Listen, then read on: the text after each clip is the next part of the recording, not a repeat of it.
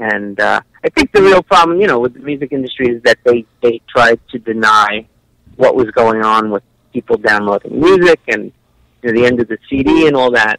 And if they had sort of embraced the change, maybe they could have got, a hold of it and steered it in the direction, But I always... it just totally got out of the cage. And I think that's cool, honestly. I mean, it's not, I know a lot of artists, and, it's true, it's hard to monitor, that you're getting all your money and things like that. And there are definitely concerns with that stuff, but, you can just go out, do it, get it out there. And, I mean, to me, that's the main thing, and the business side of it, it's kind of ugly. And again, if you're going to be a musician, you got to make your money and you got to pay your bills. So but, you can't really, put the genie back in the bottle right now, I don't think. I think this is what it is. And right. There are bands out there that make money and tour, and it's like, bands like, 9 Inch Nails, basically, I think the last album they put out, I don't know if it was the last one, but, they just said, hey, just download it, we're just going to make money off the tour, so just download it, for free. It's, no problem. If you want to buy a CD, great. So, that's another thing. We're going to definitely have a lot of free downloads and stuff once we get a little further into promoting the new project. But, I mean, you got to embrace where it's at, or you just, right. I mean, it's definitely a good point because, I mean, music existed before it was an industry. I mean, that's pretty much, you can say that about anything. I mean, but you got to change with the times. It's time to, face the reality that it's not, very few people are going to go platinum. I mean, they're almost thinking about changing the measurements because no one goes platinum anymore. I mean, you got Lady Gaga, people like that are still selling millions of records. I mean, you got Taylor Swift, but that's, it's all kids buying this up. Who I don't even know how they track it anymore. Are they tracking it by a single? They tracking it's insane. It's just, but I mean, it is what it is. And another thing is Sony always owns everything. And the worst part is they created, these devices that record it and you can burn CDs and, you kind of started it. And then now you're complaining that you don't have sales in the music, so you can't pay the artist. But you created the cycle. Yeah. Well, it's true. And, you got people, there's torrents, people are downloading stuff.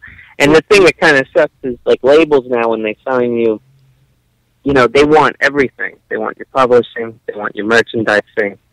They want everything because they know they're not going to make the same kind of money that they used to make off of album sales, Right. So they want a piece of everything now. Whereas in the past, those were all separate deals that you negotiated, And so it's a much different industry, I'm glad that we did it when we did it because, I mean, that was like ancient Rome. That was just crazy. It was just an over-the-top decadent scene. There was tons of money and tons of everything in those days. Yeah, it really changed. It really changed dramatically. Again, and as everybody knows, it changed dramatically when the grunge scene hit. It sort of changed things a lot. And I'm not saying that to put any of that down, but the music industry completely changed at that point, and I don't think it ever really got back on track as far as rock music is concerned anyway. Right. It was like one day, I remember, I used to talk to the singer from Warren a lot before he died, and I used to talk about articles I read and ask him if stuff like that was true. And he said one day, he went into Columbia Records and it was all about Warrant. And the guy went back 2 weeks later and he goes, the whole place was different and it was Alice in Chains everywhere. So it was like, it changed everything, and again, obviously, there are good bands from that era as well. But, it definitely it took a lot of the flamboyance and originality that that was part of the old school, you know, even the silly stuff, you know, it was like a very theatrical, you know, kind of scene. And it was also kind of like a virtuistic kind of scene as far as musicianship was concerned, you know. And really, when Nirvana came in, it wasn't about playing your instrument, you know. It was theoretically more about songwriting, but yeah, you find a different,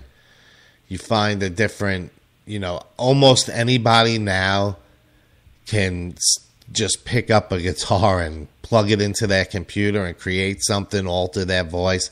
It's definitely, it's not like it was. I mean, the days where I came from, you had to go to a rehearsal studio, or you were in your mother's basement, you were playing that song for 6 hours a night till you got it right. Now people are just sitting there plugging their shit into a computer and, you know, taking a few takes and mix and matching and patching it all together. There's definitely a lack of talent. I'm not saying they don't, you know, people these days don't, but. Well, the thing is, the process became, you know, more available, you know.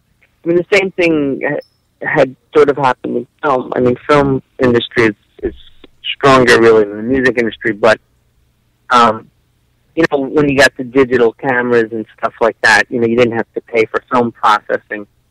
So, you know, all this stuff is great in the one sense that if you want to make a film or if you want to make an album, there's really nothing stopping you. You know, you really can do it, like handmade, just go out, do it. And I think that's amazing because, you know, because there's a lot of talented people out there. And there's a lot of people that aren't that talented. And sometimes people who aren't talented make stuff that's unintentionally entertaining. So I'm all for that. The problem is, like we said before, is it's very hard to when break you have through. So much product out there and no real solid independent kind of distribution. I mean, you lost the record stores, you know, independent radio stations, but you have a show which is great, you know. But, you know, there used to be, you know, all the radio stations, it's all corporate. They're all playing the same songs. You can't really get airplay. So all the avenues that you would have been chasing in the past are almost impossible now. You've just got to see of bands and filmmakers out there, and it's really hard. I mean, it's really hard to distinguish yourself, but, you know. Yeah, everybody's... You could cry about it, or you could just do it and hope for the best. I mean, it's really, you know, it's just the way it is, and you got to embrace it and do your best with it. Yeah, everybody's a celebrity these days because of social media. Everybody, it's all about them. But just from talking about different things, I mean, I think we had a pretty decent conversation. Yeah. Another thing that I'm on the fence about is crowdfunding. I think it's good in one way, but you see a lot of bands who have made a lot of money that still do it. I understand it, but yet I don't understand it. I mean, I come from the day where you put your money into it. That's all part of it. How do you feel about that? Well, I mean, it depends how you do it. There are people who do crowdfunding and stuff, and sort of, you know, the investor is getting something in return. Maybe they're getting, you know, certain content or, you know, rare items or something, you know, and then in turn you're raising money. I personally, that was brought up to us a couple of times, and we didn't do that. And I really didn't see the need to do it because, to be quite honest, I don't really think you need a lot of money to make an album, you know? That's my theory on that. I don't, you know, but, I mean, I guess if you didn't, you know, again, we know a lot of good engineers and new people with studios, so, I mean, you know, we had a lot of resources available, and again, you know, we have, you know, a history as a band, so that opened certain doors.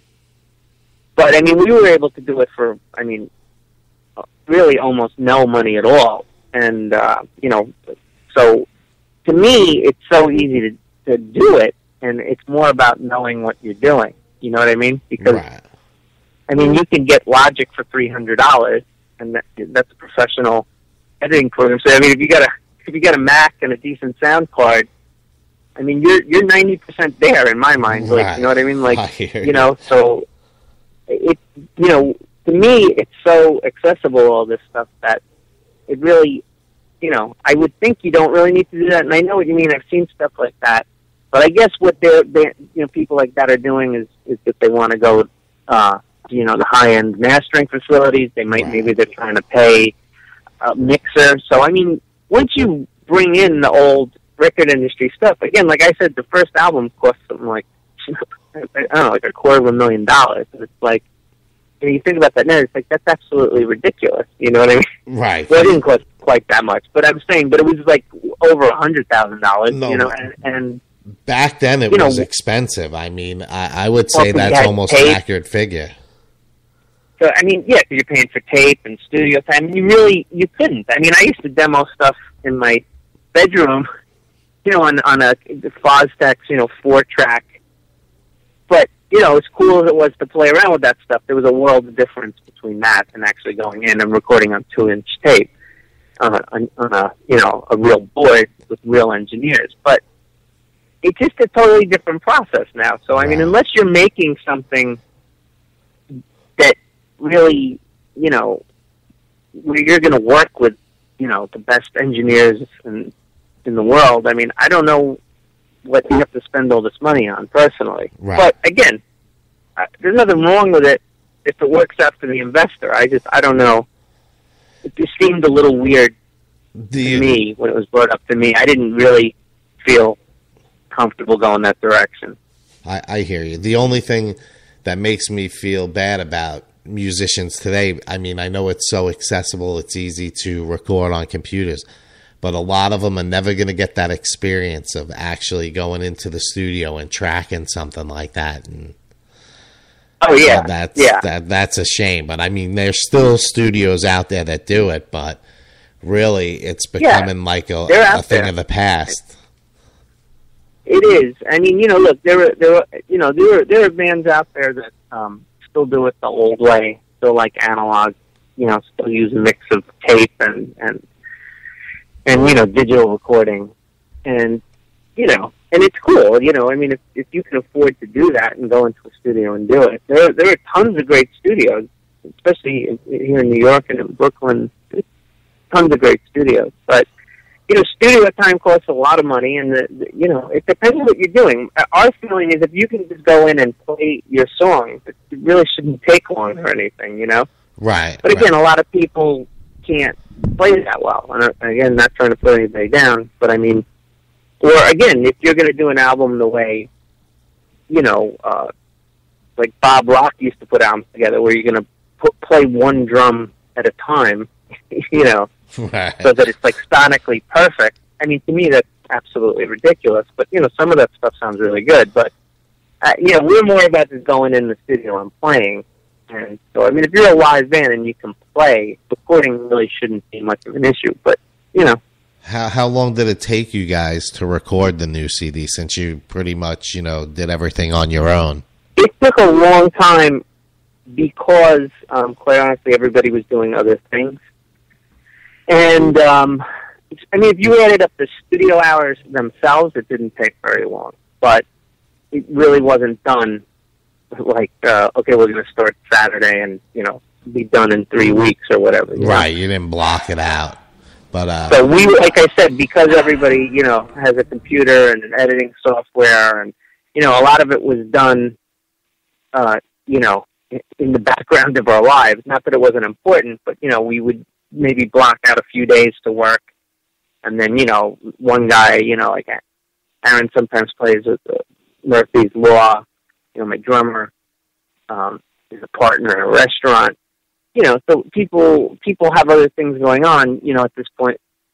And so it really just finding the available time where we were all available at the same time, that was the biggest obstacle. And that's what took so long. It's just getting everybody in the same room is very difficult sometimes. Yeah, but the actual recording itself, really, it wasn't a lot of time spent recording.